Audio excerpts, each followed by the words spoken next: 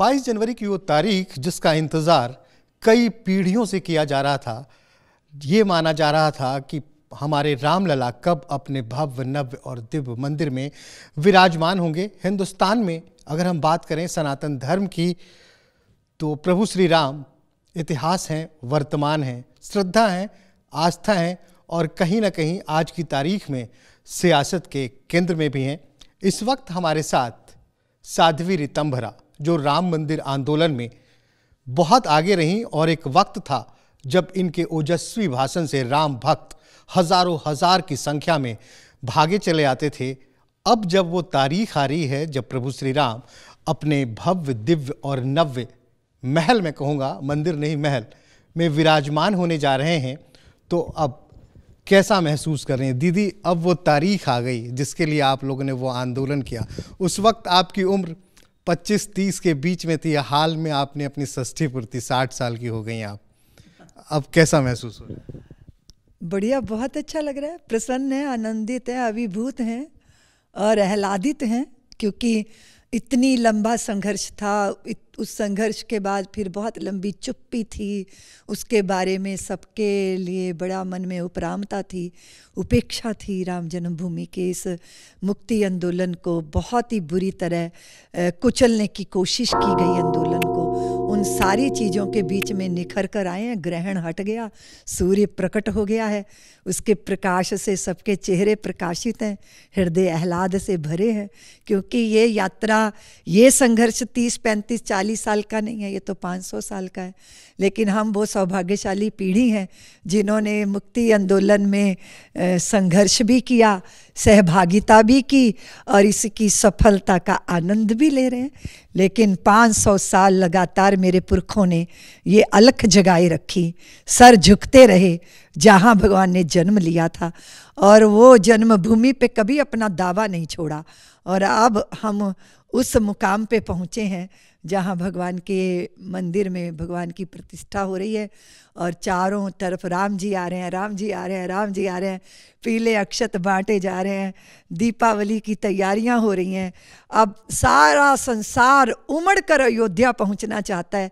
तो ये वो अनिर्वचनीय आनंद है श्रीनिवास जी, जिसको मैं शब्दों में व्यक्त नहीं कर सकती। तो दीदी ये बताइए, जब वो 90 का दशक था, कार सेवक अयोध्या पहुंचे हुए थे, गोलियां चली, कई कार सेवक शहीद हुए, उस दौरान आप भी आसपास ही मौजूद रहे, तो आपने सोचा था कि इस जन्म में आप प्रभु श्री राम को अपने भव्य दिव्य मंदिर में विराजमान होते देख पाएं? क्योंकि एक लंबा अंतराल रहा, 90 के बाद तकरीबन 3 दशक से अधिक का वक्त गुजरा।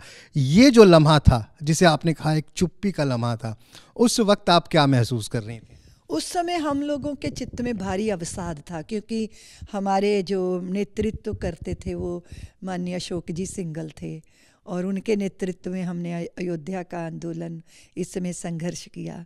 उन्होंने हमें मंत्र दिया था कि कंकड़ कंकर शंकर इसका, प्राण प्राण में गीता है, जीवन की धड़कन रामायण पग पग पर बनी पुनीता है, यदि राम नहीं है श्वासों में तो जीवन का घट रीता है, नरनाहर श्री पुरुषोत्तम का हम मंदिर भव्य बनाएंगे, सौगंध राम की खाते हैं हम मंदिर वहीं बनाएंगे।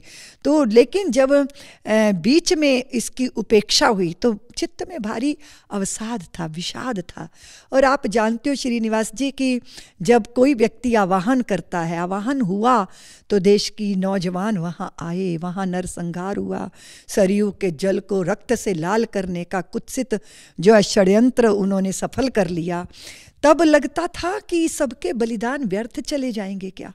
हमने घर सूने कर दिए, लोगों की माताओं ने अपने 2-2 लाल जन्मभूमि को न्यौछावर कर दिए, कोठारी बंधु बहनों ने अपने भाई खो दिए। अब कलाइयाँ कौन सी हैं जिन पे वो रक्षा सूत्र बांधेंगे? तो ये अपराध बोध हमारे भीतर घुन लग गई थी, वो अंदर ही अंदर अवसाद। हम कभी खुल के श्रीनिवास जी हंस नहीं पाते थे, एकदम ऐसा चुप था अंदर, अपराध बोध था। और फिर इस अवसाद को, मैं तो वात्सल्य की सृष्टि में लग गई, इसके सृजन में लग गई, तो वो जो धैर्य के साथ प्रतीक्षा करने का समय था वो सृजन में लगा। उसके बाद फिर वो लोग जब विदा हुए जिन्होंने सपना लिया था, हम जैसे गिलहरी जैसे योगदान स्वीकार किए थे, वो नेतृत्व जब धीरे धीरे विदा होने लगा तो और पीड़ा हुई कि वो इसको देखे भी ना जा रहे हैं। लेकिन वही वाली बात है कि नियति के द्वारा सब निश्चित होता है। श्रीनिवास जी, हम लोग तो नियंता के हाथ में हैं और नियंता के द्वारा निश्चित यही था कि ये 22 जनवरी को होना है। बहुत लोग हैं उस सपने को, अब मेरे जैसे लोग हैं जो संघर्ष में भी शामिल रहे और अब उस संघर्ष के बाद प्राप्त फल यही है कि राम जी अयोध्या आ रहे हैं और हम उसके साक्षी बनेंगे। दीदी, आप तो वात्सल्य सेवा में लग गई। रामलला भी वात्सल्य रूप में ही वहाँ पे स्थापित होंगे। रामलला उनकी बचपन की छोटी मूर्ति बनकर तैयार है जो वहाँ पे स्थापित होगी। रामलला तो वहाँ हैं ही। तो मैं ये कहना चाह रहा थी दीदी कि ये तमाम चीज़ें हुई, लेकिन राम हमारी श्रद्धा है, राम हमारी आस्था है, लेकिन ये देखा गया कहीं ना कहीं राम सियासत के केंद्र में आ गए। इसे आप कैसे देखते हैं? देखिए, सियासत के केंद्र में आने का तो राम सियासत के केंद्र में सदैव से हैं, क्योंकि राम ने सत्ता का त्याग किया सत्य के लिए, लेकिन सत्ता ने राम जी की प्रतीक्षा की, राम जी की पादुका पाके। भरत जी ने सत्ता नहीं स्वीकार की थी, राम जी की पादुका 14 वर्ष तक अयोध्या के सिंहासन पर विराजमान रही। भगवान ने निश्चित कर दिया कि सत्ता साधन होती है, साध्य नहीं होती।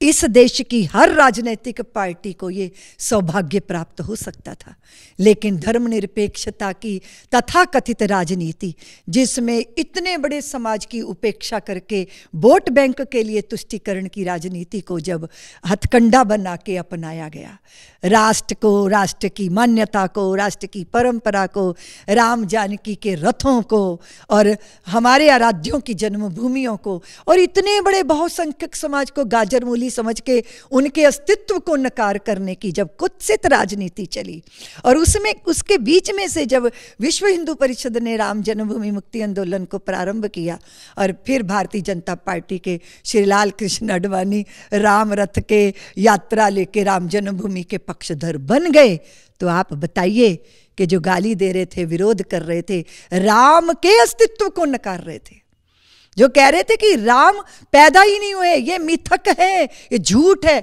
इस देश में सबसे बड़ा श्रीनिवास जी जो षड्यंत्र रचा गया वो हमारे इतिहास को मिथ कहा गया, झूठ कहा गया, कल्पना कहा गया।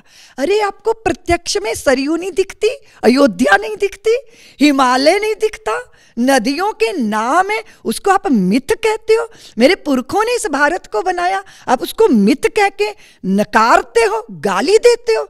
तो फिर ये बताइए श्रीनिवास जी, जो राम जन्मभूमि का विरोध कर रहे थे वो भी तो राजनीति कर रहे थे ना, वो भी तो वोट बैंक की राजनीति कर रहे थे। भारतीय जनता पार्टी पक्षधर बन गई। दीदी, मैं यही कह रहा हूँ, पहले मेरी बात सुनिए।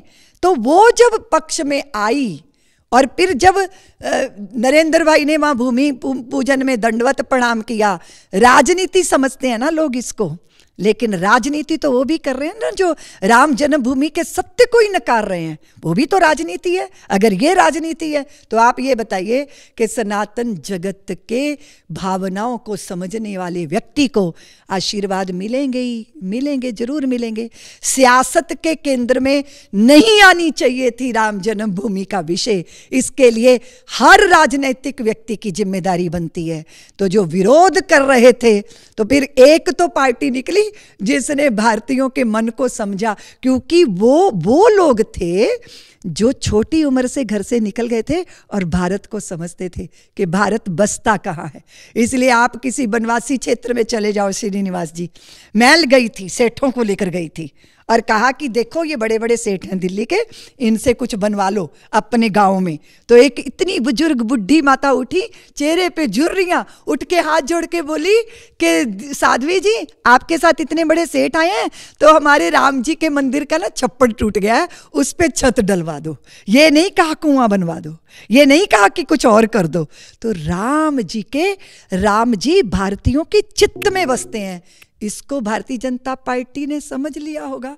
राजनैतिक लाभ तो मिलेगा ही ना, क्योंकि जो पक्षधर होगा उसे आशीर्वाद मिलेंगे साधुओं के, संतों के। हम लोग तो बाग बाग हो गए, हमारा हृदय जो है गार्डन गार्डन हो गया जब हमने देश के पहले प्रधानमंत्री थे जो अयोध्या गए। आप सोचो श्रीनिवास जी, लखनऊ का वैभव और धूल धूसरित अयोध्या, आस्थावान के चित्त में पीड़ा नहीं होगी? 32 साल की एक प्रतिज्ञा थी, ये कहा जा रहा है, लोग कह रहे हैं कि प्रधानमंत्री मोदी 32 साल पहले उन्होंने एक प्रतिज्ञा ली थी। हमारे सामने उस वक्त का एक साक्षी निकल कर आया जो ऑफिशियल फोटोग्राफर था। उसने कहा था कि हमने मोदी जी से सवाल पूछा था, वो चिंतित से नजर आ रहे थे उस वक्त। तो उन्होंने कहा था कि जब रामलला का भव्य दिव्य दरबार बनने का रास्ता तय हो जाएगा तभी आऊँगा मैं। और ये देखा गया कि कई बार वो अयोध्या नगरी के आसपास गए, लेकिन राम जन्मभूमि वो तब गए जब उन्होंने वहाँ शिला पूजन किया। तो दीदी, आप जो कह रही थी, इन्हीं सवालों में से 2 सवाल। आपने आडवाणी जी का नाम लिया। आडवाणी जी रथ लेकर निकल पड़े थे और आप लोग उनके पीछे आप लोग थे, और ये जो नारा आपने भी बताया कि सौगंध राम की खाते हैं, मंदिर वहीं बनाएंगे। आज की तारीख में आपको क्या लग रहा है, आडवाणी जी जाएंगे वहाँ? निमंत्रण दिया गया है अब, लेकिन मुझे नहीं मालूम, क्योंकि आडवाणी जी का जो उनका आयु है, उनकी शारीरिक अवस्था है, उसको देखते हो, क्योंकि ये तो उनका ही निर्णय होगा कि वो वहाँ जाएंगे या नहीं। मेरी कोई चर्चा तो नहीं हुई प्रतिभा जी से, लेकिन ये है कि उनकी शारीरिक स्थिति जैसी होगी, लेकिन चित्त से, मन से, जिस संकल्प के लिए वो उन्होंने इतना बड़ा, उनको लौह पुरुष का जो है भारतीयों ने उनमें वो देखा था, तो निश्चित रूप से नहीं जाएंगे, लेकिन चित्त चेतना से तो वहीं होंगे, और हो सकता है वो जाएं भी निमंत्रण। लेकिन ऐसा आपको नहीं लगता कि एक तरह से कह सकते हैं उनकी ज़िंदगी का ये ध्येय था, एक मिशन था उनकी ज़िंदगी का ये, कि मंदिर बनना चाहिए रामलला का, और प्रभु की कृपा से वो अभी जीवित हैं, 90 की उम्र पार कर चुके हैं, लेकिन अभी जीवित हैं और स्वस्थ ही हैं, अपना काम खुद से कर लेते हैं वो। तो आपको लगता है कि क्या आडवाणी जी को वहाँ होना चाहिए? निश्चित रूप से वो जाएंगे तो सबको और भी बहुत आनंद होगा, क्योंकि पुरानी स्मृतियाँ अभी भी, और आप ये देखो श्रीनिवास जी, स्मृतियाँ चित्त में होती हैं और वो हमारा धन होती हैं, क्योंकि वो यादें, अभी तो वो पीढ़ी अभी है ना जिन्होंने उस उठान को देखा था, उस ऐसे जाज्वल्यमान चीज़ों को देखा था जो पूरे भारत को राममय कर गई थी, तो उसमें उनका भी बहुत बड़ा योगदान है। तो निश्चित रूप से उनको वहाँ जाना चाहिए, होना चाहिए, और अगर उनकी शारीरिक अवस्था इसके लिए उनको इजाज़त देती है तो। दीदी, आप उस आंदोलन में थी और अब आपने संबोधन से जन जन को जागृत करती थी। ऐसे कुछ 1-2 पंक्तियां जो उस वक्त आप इस्तेमाल करती थी लोगों को जागृत करने के लिए। मैं इसलिए पूछ रहा हूं कि अब राम मंदिर, रामलला विराजमान हो गए हैं। अभी हम जहां मौजूद हैं, कृष्ण की धरती मथुरा में, अब यहाँ की बात हो रही है कि अब यहाँ भी कृष्ण जन्मभूमि को आज़ाद कराया जाए। तो उस वक्त की कुछ वो पंक्तियाँ जो आप जनमानुस को जगाने के लिए कहा करती थी।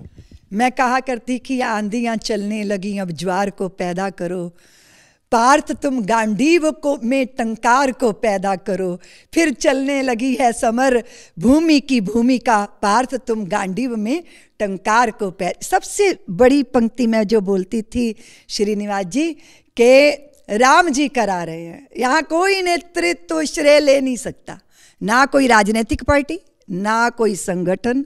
ये राम जी का काम था, राम जी करा रहे हैं, राम जी का काम है, राम जी करा रहे हैं, राम जी का काम है, राम जी के काम में काहे का विराम है, जिंदा रहे तो जग जीवन ललाम है, मर भी गए तो रहने को स्वर्ग धाम है, हमको तो काम बस राम जी के काम से, राम जी का मंदिर बनेगा धूमधाम से। तो दीदी, आपने उस धूमधाम के लिए क्या तैयारियां की?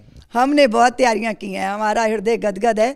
लगता है पहले ही, मैं बार बार फ़ोन कर रही हूँ आदरणीय चंपत राय जी को कि मुझे बहुत पहले आ जाना है, क्योंकि जिस चबूतरे पे खड़े होकर हमने वो सारे सपने संजोए थे, जहाँ उद्बोधन हुआ था, जहाँ सरयू का जल हाथ में लेके शपथ ली थी, मैं सारी उन स्मृतियों को दोबारा जीना चाहती हूँ। दीदी, मैं तो 10-12 दिन हो रह के आ गया, फिर आऊँगा आपके साथ। तो दीदी, अब ये बताइए, चुनाव बहुत करीब आ गए हैं और इसको लेकर आप भी मानेंगे, इसको लेकर कि राम मंदिर एक अहम मुद्दा होगा, और आपने बोला कि राम जी का काम है, राम जी कराएंगे, कोई श्रेय नहीं ले सकता, लेकिन अब इसकी होड़ है, एक तरफ से कहते हैं कि ये मैं लेके आया, दूसरी तरफ के लोग कहते हैं कि ये तो अदालत के आदेश पे चीज़ें हो रही हैं। तो जिस बात की आप चर्चा कर रही थी कि राम जी का काम है, लेकिन श्रेय की होड़ तो लगी है। लेकिन देश के प्रधानमंत्री ने न्यायालय के निर्णय के बाद भूमि पूजन में जैसे सम्मिलित होकर और अभी प्राण प्रतिष्ठा में सम्मिलित हो रहे हैं, तो ये गौरव उन्होंने अपने आप ले लिया। चुनने श्रीनिवास, देखो भगवान हमेशा हर व्यक्ति को दोराहे पे खड़ा करता है, इधर चुन लो या इधर चुन लो। उन्होंने ये, जैसे दुर्योधन ने नारायणी सेना चुनी और अर्जुन ने नारायण चुन लिए, तो ऐसा ही देश के प्रधानमंत्री ने किया।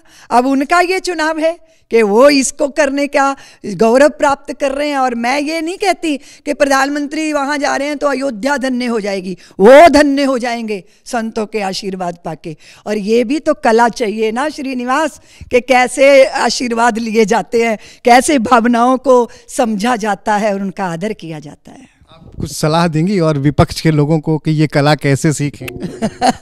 भारतीयों की उपेक्षा करके भारत में राजनीति नहीं हो सकती। बहुत लंबा काल ये हुआ है, बहुत पीड़ाएं झेली हैं, क्योंकि हमारी जो मूल परंपरा है, और इसके लिए चाहे कोई किसी धर्म को माने, चाहे कोई संप्रदाय को माने, लेकिन ये बात निश्चित है कि यहाँ जितने हम सब लोग हैं, हम भारतवंशी हैं, भारत की परंपरा का सम्मान करके ही। और दूसरी बात ये है, किसी भी पेड़ की अमर बेल बनने का कोशिश मत करो, स्वयं हम एक बट वृक्ष है, अपनी जड़ों से जुड़कर ही हमारा उद्धार है। दीदी, अंतिम सवाल, उस आंदोलन के वक्त एक नारा और था, एक तो आपने बताया सौगंध राम की खाते हैं, कहीं उत्साह में आकर लोग एक नारा और लगाते थे कि अयोध्या तो झांकी है, मथुरा काशी। नहीं, वो जोश भी था, उसमें होश भी था। अयोध्या तो झांकी है, मथुरा काशी बाकी है, ये तो जीवन का लक्ष्य है। क्योंकि अयोध्या का सत्य तो बाबरी ढांचे के नीचे दबा था, पर कृष्ण जन्मभूमि और काशी विश्वनाथ का सच तो बाहर प्रत्यक्ष है। इसीलिए अभी आए थे देश के, ये उत्तर प्रदेश के मुख्यमंत्री जी, उन्होंने कहा अब संघर्ष नहीं, अब संवाद से बात होगी, क्योंकि न्यायालय की प्रक्रिया चल रही है और स्वयं प्रत्यक्ष को प्रमाण की जरूरत नहीं होती। इसलिए हमारे तीनों स्थान जो है भव्य मंदिरों के साथ सजेंगे। और आपको तो पता है, अभी काशी कॉरिडोर में जब लोकार्पण हुआ, हम सब गए तो देखा नंदी बाबा तो उधर ही मुख करके बैठे हैं जिधर भोले बाबा हैं। अब इस सच को कौन इनकार कर सकता है ना। इसी तरह कृष्ण जन्मभूमि का सच प्रत्यक्ष है, तो प्रत्यक्ष को प्रमाण नहीं चाहिए होता। और ये हमारी लड़ाई न्यायालय में चल रही है, निश्चित रूप से हमें न्याय मिलेगा। पर यह बात जरूर है कि न्याय में जब बहुत देर हो जाती है तो वो भी अन्याय ही होता है। इसलिए हम आशा करते हैं कि हमें जल्दी न्याय मिलेगा। धन्यवाद दीदी, और आपको बहुत शुभकामनाएं और बधाई भी कि आपका संघर्ष अब अंतिम मुकाम पे पहुंचा और 22 जनवरी को रामलला अपने भव्य दरबार में विराजित हो जाएंगे। तो ये थी साध्वी ऋतंभरा, जो कह रही थी कि मैं आह्लादित हूँ, वर्णन नहीं कर सकती कि हमारी खुशी की सीमा इस वक्त क्या है। पूरी तैयारी है, अयोध्या जाएंगी और उम्मीद करते हैं कि वात्सल्य ग्राम मथुरा में एक बार फिर से 22 जनवरी को भी दिवाली मनाई जाएगी।